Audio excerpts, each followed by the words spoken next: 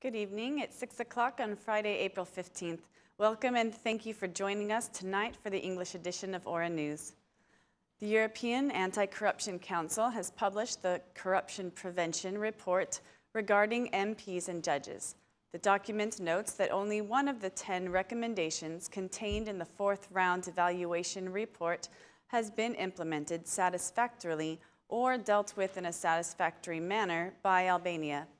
9 recommendations have so far only been partially implemented.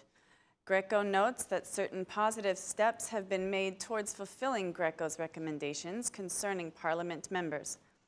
GRECO reiterates the urgency of introducing a code of conduct for MPs and of regulating their contact with lobbyists and other third parties seeking to influence the legislative process. Also, handling conflicts on a case-by-case basis needs to become a more regular practice. Along with frequent full audits of the asset declaration forms filed, a prompt publication on an official website needs to take place. As far as judges and prosecutors are concerned, the report notes that Albania has embarked on a fundamental constitutional and justice system reform, which, if endorsed, would not only overhaul the entire judicial setup, but also affect all sitting judges and prosecutors by subjecting them to an unprecedented vetting procedure. According to GRECO, the judicial reform will bring positive effects with periodic assessments of the judges and prosecutors. GRECO gives 18 months for a demonstration of significant material progress and an acceptable level of compliance with the recommendations. The Ad Hoc Commission for Justice Reform resumed its discussions today concerning constitutional changes. The Democrats returned today to the table of discussion where the ambassador of the European Union, Romania Vlahutin, was also present. The Democrats returned to the Commission after the majority met its request for the establishment of an inquiry commission on the CEZ issue and for sending the mandates of 2 socialist MPs to the Constitutional Court. During the closed-doors meeting, the parties agreed in principle to interrupt the mandates of the members of constitutional institutions. Regarding the mandate of the Prosecutor General, the parties are open to discuss whether his mandate will be interrupted or not. The parties did not reach an agreement over the election of the members of the Supreme Judicial Council and the Supreme Council of the Prosecution. The chairman of the Ad Hoc Commission on Justice Reform declared after the meeting that they had a fruitful discussion with the opposition. He added that the discussion was based on the Venice Commission recommendations. According to him, the debate will not affect the basis of the reform. Meanwhile, the representative of the opposition in the Ad Hoc Commission declared that parties have agreed upon the anti-corruption issues. He added, though, that the parties have not yet reached an agreement upon the new institutions that will be created. The Democratic Party has brought to an end its conditioned relationship with Parliament. The decision-making members of the Democratic Party decided today to remove conditions starting from Monday. According to this decision, the Democrats will participate in the meetings of parliamentary commissions to discuss legal initiatives, together with the majority members. The decision of the Democrats comes after the fulfillment of their demands to send the mandates of 2 socialist MPs to the Constitutional Court and to establish an inquiry commission to investigate the agreement of the Albanian government with the Czech company CEZ. Speaking from Washington in an exclusive interview with Aura News, Prime Minister Edi Rama revealed some of the subjects of the meeting he had with U.S. President Barack Obama and Vice President Joe Biden. We received encouraging messages and positive energy. I received support from President Obama, who praised the integration reforms. We will continue to work harder to strengthen this strategic partnership, which is very important. The reforms will make Albania a better country, a more respected country, which now has a new dynamic thanks to the foreign policy.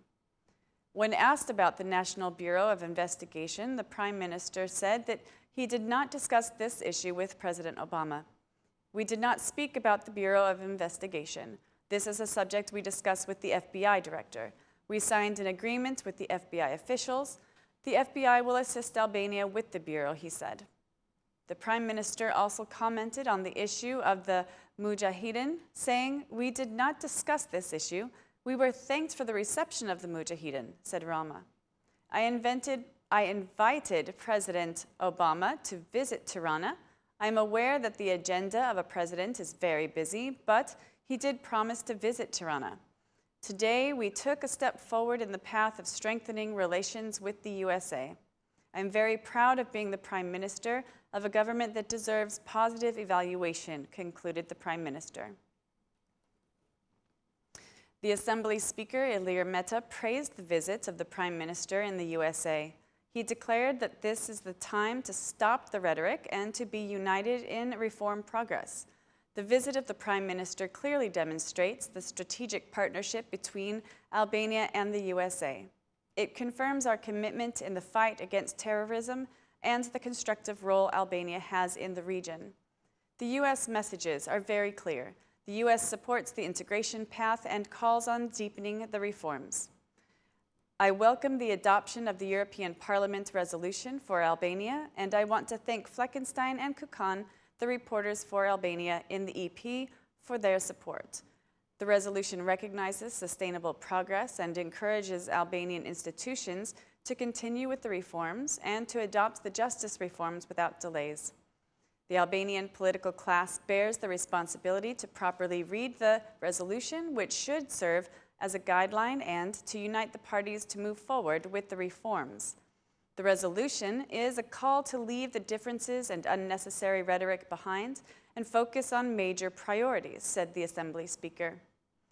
Mr. Mehta also praised the end of the Democratic Party boycott of parliamentary commissions. He added that the report with the Socialist Party, the main ally of the ruling coalition, is functioning in a democratic way. The Democratic Party chairman continues his tour presenting the DP program. Today he was in Saranda, where he met with the fishermen of the area. Mr. Basha promised that the state will fund the fish industry and will subvent the fishermen. The state will fund the fishing industry, starting with the infrastructure.